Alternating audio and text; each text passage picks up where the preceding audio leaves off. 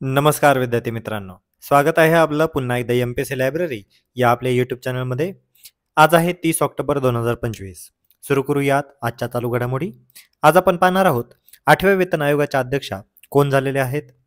Wild life photographer पुरस्कार 2025 हा कुणाला भेटलेला आहे. तुवालू कोणत्या संघटनेचा 90वे राज्य सदस्य बनले आहे. राष्ट्रीय विज्ञान पुरस्कार 2025 कोणाला जाहीर करण्यात आलेले आहे आणि आयर्लंडच्या 10व्या राष्ट्रपती म्हणून कोण निवडून आलेले आहे. या संपूर्ण चालू घडामोडी एकदम सविस्तरपणे जाणून घेण्यासाठी व्हिडिओ शेवटपर्यंत अवश्य पहा. सुरू करूयात कालच्या एका प्रश्नाने. जपानच्या नवनियुक्त पंतप्रधान साने ताकाची कोणत्या पक्षाशी संबंधित आहे. तर या प्रश्नाचं योग्य उत्तर आहे पर्याय क्रमांक 2, लिबरल डेमोक्रॅटिक पार्टी म्हणजेच LDP. विद्यार्थी मित्रांनो, आपल्याला नवनियुक्त जे कोणत्या देशाचे पंतप्रधान आहेत त्यांचं नाव आणि त्यांचा पक्ष हे माहिती असणं आवश्यक आहे, कारण परीक्षेमध्ये वारंवार अशा पद्धतीचे प्रश्न विचारले जातात. आता आपण आजच्या दिनविशेषला सुरुवात करूया. 30 ऑक्टोबर 1928 लाहोर येथे सायमन कमिशनचा निषेध करणाऱ्या लाला लाजपत राय यांच्यावर ब्रिटिश पोलिसांनी लाठी हल्ला केला. म्हणजेच आजच्या दिवशी 30 ऑक्टोबर 1928 रोजी त्यांच्यावर लाठी हल्ला झाला होता आणि काही दिवसांनंतर लाला लजपत राय यांचं निधन देखील झालेलं होतं. 30 ऑक्टोबर 1945 भारताला संयुक्त राष्ट्रांचे म्हणजेच युनायटेड नेशन्सचे सदस्यत्व मिळाले. आपल्याला माहीतच असेल की काही दिवसांपूर्वीच 24 ऑक्टोबर या दिवशी 24 ऑक्टोबर 1945 या दिवशी युनायटेड नेशन्सची स्थापना करण्यात आलेली होती आणि आता 30 ऑक्टोबर 1945ला भारताला युनायटेड नेशन्सचं सदस्यत्व मिळालेले होते. 30 ऑक्टोबर 1883 भारतीय तत्त्वज्ञ आणि विद्वान स्वामी दयानंद सरस्वती यांच्या आजच्या दिवशी निधन झालेले होते. 1883 या साली स्वामी दयानंद सरस्वती यांचं निधन झालेलं आहे. इतिहासामध्ये पर्टिक्युलरली महाराष्ट्राच्या इतिहासामध्ये स्वामी दयानंद सरस्वती यांचं कार्य आपण वाचलेलंच असेल. 30 ऑक्टोबर 1853 पी मित्रा म्हणजेच प्रमथनाथ मित्र यांचा आज जन्मदिवस. पी मित्रा हे अनुशीलन समिती या संघटनेचे संस्थापक सदस्य होते. त्यामुळे विद्यार्थी मित्रांनो, अतिशय महत्त्वपूर्ण असे दिनविशेष आहेत. आता यानंतर आपण आपल्या चालू घडामोडींना प्रश्नोत्तरांच्या स्वरूपामध्ये पाहण्यास सुरुवात करूया. प्रश्न क्रमांक 1, 8व्या वेतन आयोगाच्या अध्यक्षा कोण आहेत. यासाठीचे पर्याय आहेत. पर्याय क्रमांक 1 नजमा हेपतुल्ला, पर्याय क्रमांक 2 रंजना प्रकाश देसाई, पर्याय क्रमांक 3 उमा भारती आणि पर्याय क्रमांक 4 लीना मेहेंदळे. तर या प्रश्नाचं योग्य उत्तर आहे पर्याय क्रमांक 2 रंजना प्रकाश देसाई. तर विद्यार्थी मित्रांनो, अतिशय महत्त्वाचा आणि चर्चित असलेला हा विषय आहे. 8वा वेतन आयोग नुकताच गठीत करण्यात आलेला आहे आणि या 8व्या वेतन आयोगाच्या अध्यक्ष झालेल्या आहेत निवृत्त न्यायमूर्ती रंजना प्रकाश देसाई, ज्या माजी न्यायाधीश आहेत सर्वोच्च न्यायालयाच्या. इतर सदस्य कोण आहेत 8व्या वेतन आयोगाचे. तर प्रोफेसर पुलक घोष हे प्राध्यापक आहेत IIM बेंगलुरू आणि हे या 8व्या वेतन आयोगाचे पार्ट टाइम सदस्य असणार आहेत. तसेच पंकज जैन हे सचिव आहेत पेट्रोलियम मंत्रालयाचे आणि हे 8व्या वेतन आयोगाचे सदस्य सचिव असणार आहेत. तर लक्षात ठेवा, दोन्ही हे म्हणजे एकंदरीत तीनही नावं आपल्याला माहिती असणं आवश्यक आहे. 8व्या वेतन आयोगाच्या अध्यक्षा न्यायमूर्ती रंजना प्रकाश देसाई, इतर सदस्यापैकी पुलक घोष आणि पंकज जैन. पुलक घोष हे पार्ट टाइम सदस्य आहेत जे IIM बेंगलोर या ठिकाणी आहेत आणि पंकज जैन जे सध्या सचिव पेट्रोलियम मंत्रालयाचे आहेत ते सदस्य सचिव आहेत. पुलक घोष, पंकज जैन आणि न्यायमूर्ती रंजना प्रकाश देसाई. केंद्र सरकारने 8व्या वेतन आयोगाच्या टर्म्स ऑफ रेफरन्सला आता मंजुरी दिलेली आहे. त्यामुळे आता हा आयोग गठीत करण्यात आलेला आहे आणि काही दिवसानंतर यांचा रिपोर्ट देखील सादर होईल. रंजना प्रकाश देसाई हे नाव आता सध्या खूप चर्चेमध्ये आहे, त्यामुळे आपल्याला याबद्दलची माहिती असणं आवश्यक आहे. त्यांनी अनेक प्रतिष्ठित पदांवर काम देखील केलेले आहे. तर त्यांची महत्त्वाची पदे ज्यावर त्यांनी काम केलेले आहे त्याबद्दल थोडक्यात माहिती पाहूया. सर्वात पहिले म्हणजे सर्वोच्च न्यायालयाच्या त्या माजी न्यायाधीश आहेत. तसेच प्रेस काउन्सिल ऑफ इंडिया म्हणजे PCIच्या त्या अध्यक्ष देखील होत्या. जम्मू आणि काश्मीरच्या परिसीमन आयोगाच्या त्या अध्यक्षा होत्या. उत्तराखंड येथील समान नागरी कायदा म्हणजे UCC या समितीच्या अध्यक्षा होत्या. वीज अपील न्यायाधिकरणाच्या त्या अध्यक्षा होत्या. लोकपाल निवड समितीच्या त्या प्रमुख होत्या. बॉम्बे उच्च न्यायालयाच्या त्या न्यायाधीश होत्या. विशेष सरकारी वकील देखील त्यांनी होत्या आणि प्रतिबंधात्मक अटक प्रकरणे त्यांनी सांभाळलेली होती. तसेच त्या सरकारी वकील म्हणून देखील त्यांनी काम केलेलं आहे मुंबई उच्च न्यायालयामध्ये. त्यामुळे अतिशय महत्त्वाचं असं नाव आहे रंजना प्रकाश देसाई आणि सध्या अतिशय चर्चेमध्ये आहेत.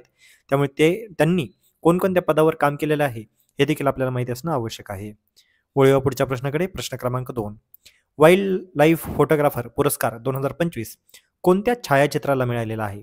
छायाचित्राचं एक नाव आहे, ते कोणतं छायाचित्र आहे हे असं इथे विचारलेलं आहे. यासाठीचे पर्याय आहेत. पर्याय क्रमांक 1 गोस्ट टाउन व्हिजिटर, पर्याय क्रमांक 2 आफ्टर द डिस्ट्रक्शन, पर्याय क्रमांक 3 वाईल्ड हंट आणि पर्याय क्रमांक 4 नेचर ऑफ स्पिरिट. तर या प्रश्नाचं योग्य उत्तर आहे पर्याय क्रमांक 2. पर्याय क्रमांक 1 घोस्ट टाउन व्हिजिटर. तर वाईल्ड लाईफ फोटोग्राफर पुरस्कार 2025 हा घोस्ट टाउन व्हिजिटर या फोटोला मिळालेला आहे आणि याचे पुरस्कार विजेते आहेत छायाचित्रकार विम वॅन डेन व्हिवर, दक्षिण आफ्रिका या ठिकाणचे हे छायाचित्रकार आहेत आणि या फोटोचे नाव आहे घोस्ट टाउन व्हिजिटर. बाजूचा तो जे काही चित्र आहे ते तुम्ही पाहू शकता. एक टाउन आहे, त्या ठिकाणी एक अशा पद्धतीचा एक व्हिजिटर आहे जो तरस हा प्राणी आहे आणि तरस त्या घराजवळून जाताना या फोटोग्राफरने त्याचा फोटो काढला होता आणि याच फोटोला वाईल्ड लाईफ फोटोग्राफर पुरस्कार 2025 भेटलेला आहे. इटलीच्या अँड्रिया डोमिनिझी यांना आफ्टर द डिस्ट्रक्शन या त्यांच्या प्रतिमेसाठी यंग वन्यजीव छायाचित्रकार ऑफ द इयर पुरस्कार मिळालेला आहे.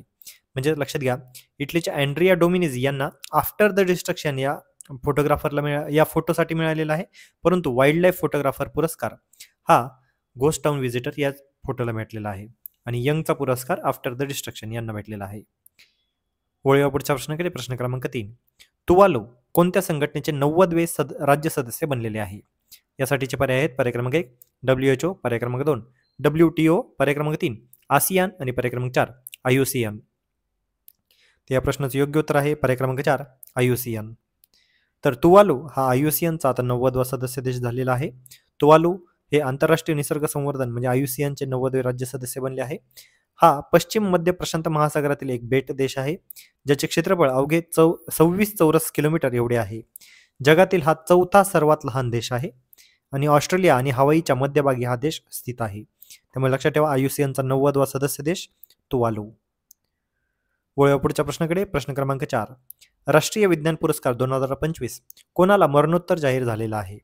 तर यासाठीचे पर्याय आहेत पर्याय क्रमांक 1 जयंत नारळीकर, पर्याय क्रमांक 2 रमेश गायकवाड, पर्याय क्रमांक 3 CNR राव आणि पर्याय क्रमांक 4 मंगेश भोसले. तर या प्रश्नाचं योग्य उत्तर आहे पर्याय क्रमांक 1 जयंत नारळीकर.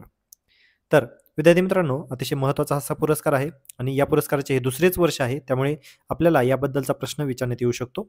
राष्ट्रीय विज्ञान पुरस्कार हा दिवंगत खगोलशास्त्रज्ञ जयंत नारळीकर यांना मरणोत्तर जाहीर झालेला आहे. हा पुरस्कार भारत सरकारमार्फत दिला जातो. 25 ऑक्टोबर 2025 या दिवशी हा जाहीर करण्यात आला. राष्ट्रीय विज्ञान पुरस्काराची आता सांगितल्याप्रमाणे ही दुसरी आवृत्ती आहे. राष्ट्रीय विज्ञान पुरस्कार 4 प्रवर्गामध्ये दिला जातो. त्यामध्ये विज्ञान रत्न जो नारळीकर यांना आता जाहीर झालेला आहे. त्यानंतर विज्ञान श्री हा 8 शास्त्रज्ञांना जाहीर झालेला आहे. विज्ञान युवा शांती स्वरूप भटनागर हा 14 शास्त्रज्ञांना झालेला आहे आणि विज्ञान टीम हा CSIRच्या अरोमा मिशन टीमला जाहीर झालेला आहे. त्यामुळे लक्षात ठेवा राष्ट्रीय विज्ञान पुरस्कार अतिशय महत्त्वाचा हा पार्ट. पुढचा प्रश्न पाहूया. प्रश्न क्रमांक 5 भारतीय अंतराळ कार्यक्रमामध्ये अब्दुल कलाम यांना सामील होण्यासाठी शिफारस कोणी केली होती? तर यासाठीचे पर्याय आहेत पर्याय क्रमांक 1 विक्रम साराभाई, पर्याय क्रमांक 2 होमी भाभा, पर्याय क्रमांक 3 एकनाथ वसंत चिटणीस आणि पर्याय क्रमांक 4 रघुनाथ माशेलकर. तर या प्रश्नाचं योग्य उत्तर आहे पर्याय क्रमांक 3 एकनाथ वसंत चिटणीस. तर ज्येष्ठ अवकाश शास्त्रज्ञ एकनाथ चिटणीस यांचं नुकतंच निधन झालेलं आहे. त्यांचा जन्म 25 जुलै 1925 या दिवशी कोल्हापूर या ठिकाणी झाला. भारताच्या अंतराळ कार्यक्रमाचे ते शिल्पकार मानले जातात. इस्रोचे ते संस्थापक सदस्य देखील होते. विक्रम साराभाई यांचे ते जवळचे सहकारी होते. अब्दुल कलाम यांना त्यांनीच भारतीय अवकाश कार्यक्रमामध्ये सामील होण्याची शिफारस केलेली होती. DTH टेलिव्हिजन प्रसारणाचे ते अग्रदूत मानले जातात.